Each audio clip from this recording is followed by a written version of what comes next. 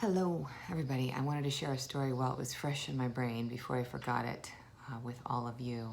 I was just having a conversation with author Carolyn Mace, who is a friend, and we were catching up, and we were talking about a mutual friend of ours who's recently put up some boundaries with her family because they are not being very supportive in this time of her need.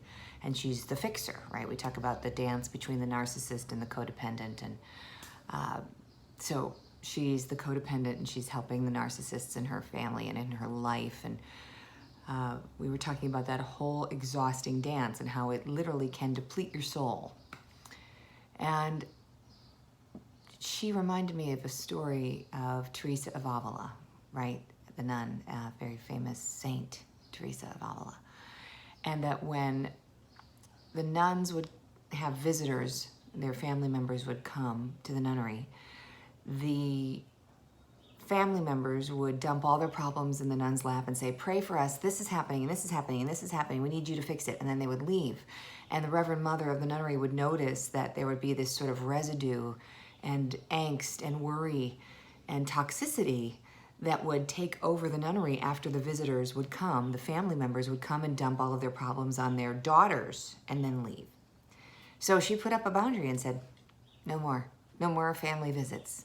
No more toxic family members allowed. And that's when the nuns really became these cloisters kind of up in very remote areas. And a lot of that was because there was a boundary needed from that toxic energy coming in of people who weren't doing their work, wanting their daughters to fix them, and then would leave.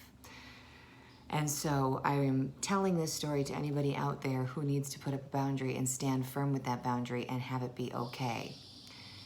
Your tribe is your tribe. That is those who support you and make you feel wonderful about your choices and support you emotionally in ways that you need to celebrate you. Your tribe celebrates you. And if people in your immediate circle are not celebrating you, then you have to put up a boundary, and that's okay. Even if it's blood, it just has to happen. And you healing you helps your grace go up, keep that vibration high, and you will attract others with a high vibration.